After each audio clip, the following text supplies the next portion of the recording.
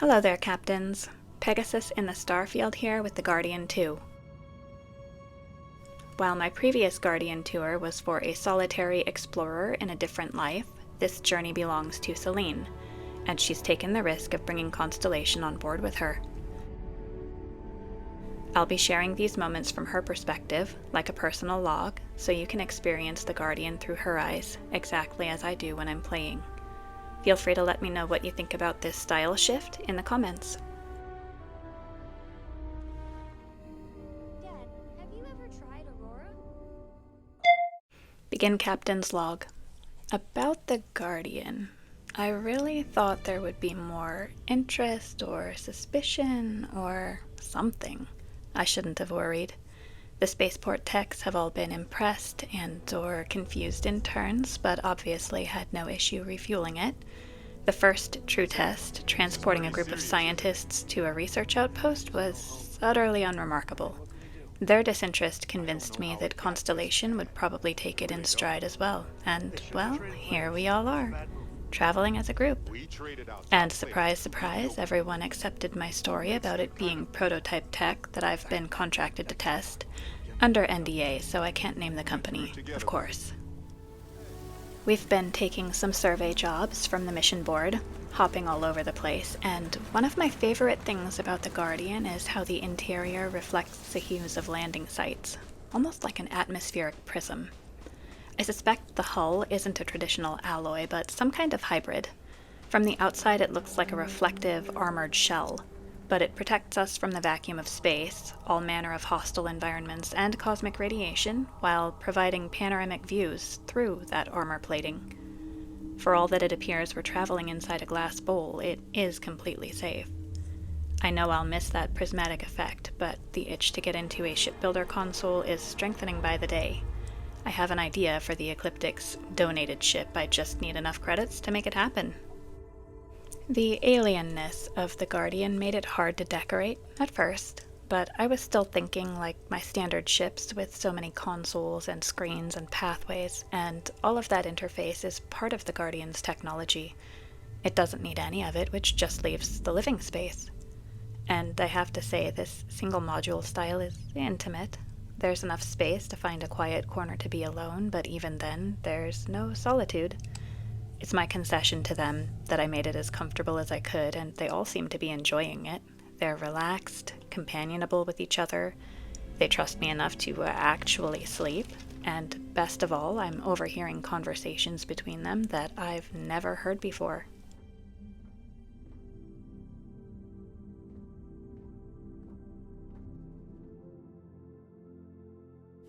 Sam. He's my forevermore, and it's so hard not to fall into my old patterns with him. I keep reminding myself that he doesn't know me yet.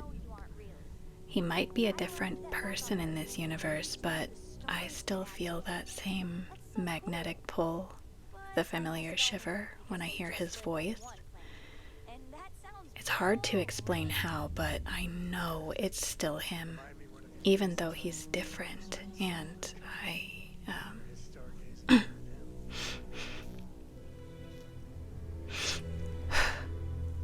lately he's been telling me a little about Lillian.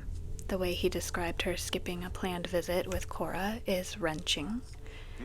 Sam doesn't have any support, or, well, not anyone he trusts anyway. I can't fault him for keeping Cora away from his dad, with the way Jacob tried to crush Sam's spirit when it didn't match his expectations, with the way he continues to insult and antagonize Sam every chance he gets. I don't understand how Jacob can't see that Sam embodies Solomon Coe's legacy in a way that he himself never will. Solomon was a pioneer, and Sam's cut from that same cloth. And Cora, she has such an ease about the lifestyle she's being raised in. She's naturally handy, like her dad. She wants to be an explorer when she grows up, too. And while there isn't much for her to help with maintaining the Guardian, her age has no bearing on her capability when we get into a ship that does need maintenance. It's the best. I met another kid my age who hadn't been on a starship once. Not even once! Same boring old planet for like years. She didn't even know how to replace a phase manifold. Can you imagine? I'm not here to guide them. Sam and Cora are more than capable of making their own way. I'm here to share their journey, if they'll have me. I know Sarah is concerned for Cora's safety, and I've been mindful that the Guardians' shield and weapons aren't a match against a group in space battles. I've been cutting and running a lot, especially when those bounty hunters catch up to us. Everyone knows about the risks of space, asteroids and debris fields, the Crimson Fleet and spacers, not to mention the target on my own back from that last botched covert op. People act like we have no agency out in the black. While we can't control what or who we find out there, we always control our own choices. If I didn't believe I could keep this crew safe, all of them, I wouldn't have cleared them for boarding. Safety isn't about where you go, it's about being prepared for any situation. Speaking of Sarah, though, I've never spent this much time with her. I'm not sure if it's this universe, but she's just different enough now that I notice her in a way I never have before. That caught me completely off guard. Watching her mentor Andreja on Fitting In, review Sam's survey reports, and chide Barrett about that party on the Eye, I see the chair of Constellation, confident, unshakable, but when we're out alone, surveying and cataloging resources, she tells me about the times that she felt she wasn't enough. It's a language I know by heart. To the rest of the crew, she's the North Star. To me, she's almost a mirror. And that kind of vulnerability, What can I help you with? it's relatable in a way that's hard to ignore. Sometimes I see her looking at me from the corner of my eye, and I wonder whether she might feel it too. Watching this new dynamic unfold, where people make each other food, offer to train Cora on close combat, argue over sports trades in the galley, and share their best bar fights, Andreja wins with the butter knife, dull but surprisingly effective. I wonder if this is what the Guardian is actually designed for. That forced intimacy is uncomfortable until it suddenly isn't. The hunter would have you believe his ship, the Scorpius, is a solitary weapon, and to the emissary, his helix is a throne. But they're wrong. You can see it in the architecture, where the crew stand, gather, take in the views, the way the interior opens up to be shared. It's meant for a group. By bringing Sam, Sarah, and the others in, I'm not just making a home. I'm reclaiming what those other Starborn have lost and maybe don't even understand anymore. To them, collecting the powers and getting to the unity are the only things that matter. But our truest power is connecting with others, even when we have to let go of everything worth keeping and start over again. The unity isn't calling me yet, but I know it's waiting for me. While the Guardian is in a class of its own, it's brought us together unlike any other ship has. I choose to believe it's so named because it's safeguarding my humanity.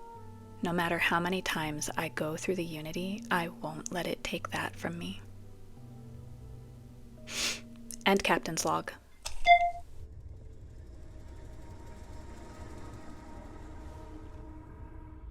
Pegasus again, and from here, Selene has a few different things on the horizon. She's drafting a new ship design and has been mulling over a recruitment offer, while slowly following the trail of the artifacts and temples again. Cora hasn't heard from Lillian and is worried, so they'll be heading to Neon next to check in on her. Selene's unexpected interest in Sarah is a welcome complication alongside her steady feelings for Sam. If you have any questions or comments about this ship, feel free to drop me a line. The companion's enhanced appearances and the other mods featured in this video are listed in the description. Thanks for joining me. Catch a smile out there.